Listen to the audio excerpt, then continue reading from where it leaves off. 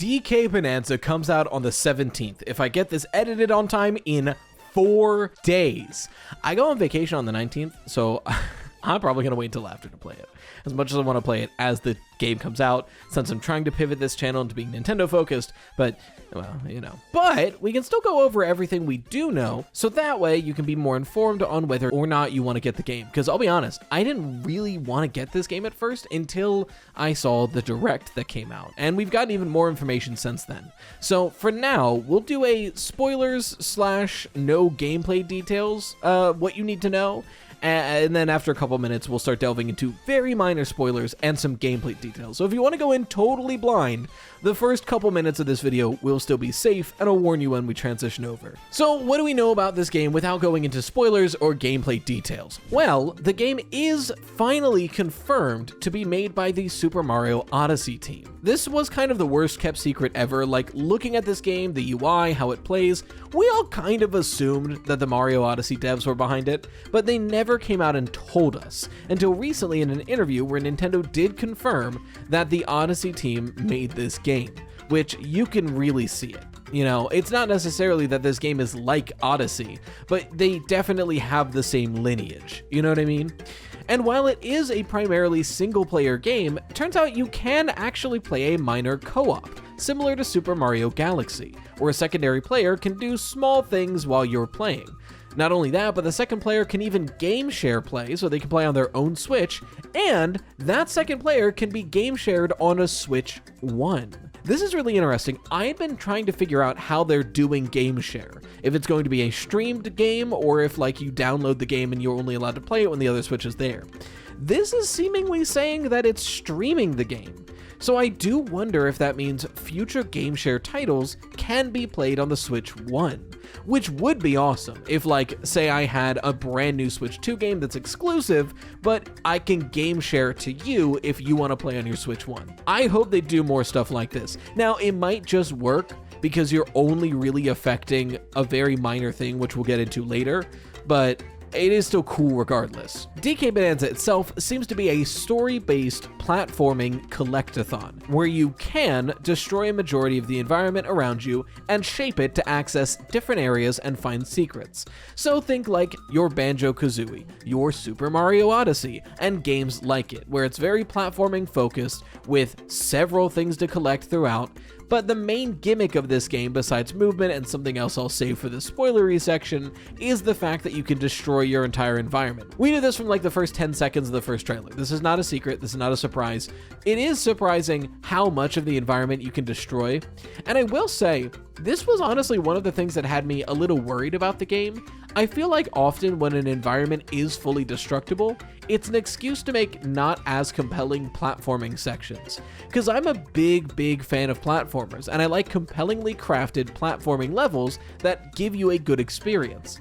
And in my mind, a lot of the times when you can destroy an environment, they make the environment a little less interesting because you can do whatever you want with it. But looking at more of the footage we got from the game, I don't think that's the case. Not to mention, is that spoilery? I guess I'll leave it for the next half. It's a little spoilery. Again, when I say spoilery, I more so mean like this chunk of the video is for the people who want to play a game and know basically nothing about it. You know, imagine like if you hadn't played Super Mario Odyssey yet, and I mentioned that one of the islands is a lost world where you don't have Cappy for the first 10 minutes. Like, that isn't necessarily a spoiler, but it does ruin the surprise, you know? But honestly, I guess we're gonna transition over now, because as far as other stuff I want to talk about, it is starting to dip into gameplay details and minor spoilers that you might not want to know. If that's you, I will leave you with, I really wasn't interested in buying this game, and then I watched the direct, and now I want to play it day one, but I'm gonna have to wait until after vacation, which is going to drive me insane, because I really want to play it. So I recommend you get it if you can. So let's go into slight spoilers. Baby Pauline is here, and she's adorable. Okay, so technically I think they confirmed she's 13, but she's like a little baby. Look at this little baby. There is some timeline issues around a young Pauline existing. Some people were wondering, is this a prequel? But then that got thwarted because Cranky Kong makes a cameo, and Cranky Kong is the Donkey Kong who was in the arcade machine Pauline was introduced in. So it was like, how is this working? But Nintendo apparently has confirmed that this game is not a prequel. So the presence of Paltine is probably a plot point, right? Either she's cursed, or there's some time shenanigans that we have to fix, or something like that. Maybe it's related to the fact that she's a rock for the first like 10 minutes of the game, and then we like free her and she's this like teenage Pauline again. Maybe that's part of the curse, who knows. But here's the thing, Pauline has a purpose for the gameplay. Throughout the game, DK gets form changes, and they are powered by Gold and Pauline's singing. The 3 forms that have been revealed so far is a more strong gorilla form, a zebra, which looks atrocious, and an ostrich, which looks insane. Look, these forms look cursed. I think they're growing on me, but they look very muscularly cursed. On the bright side, the songs that activate them are a banger. Listen to the full version we got of... I'll play a snippet, I don't want to get taken down, but here's a snippet of one of the ones we got for the first form change. It is so good.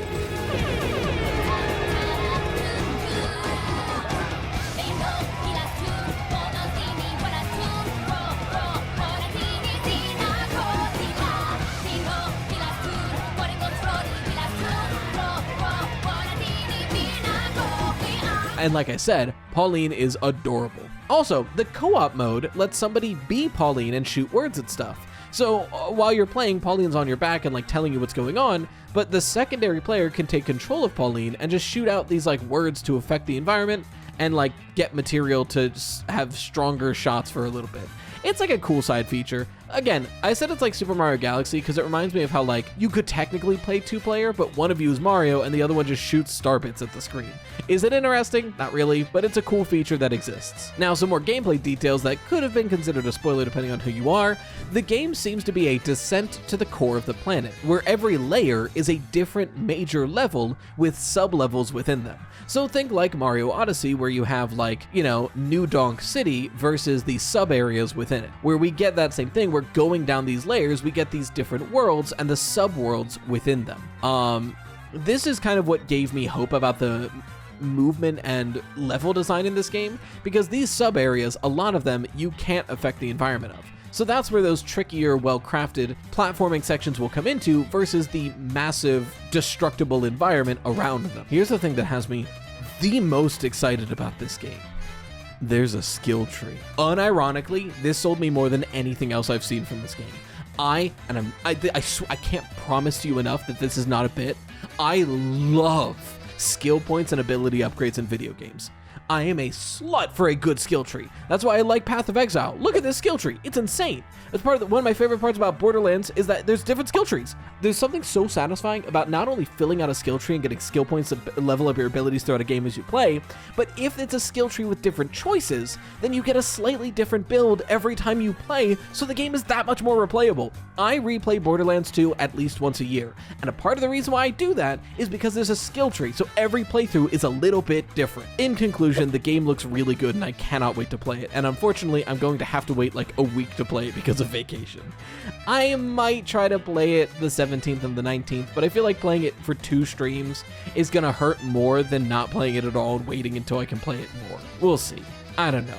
We'll see. But hey, in like 4 days, it's coming out. See you then. In the meantime, you've been watching RyeTwost. Of all the YouTube channels, it's the second one. Stay toasty, slices.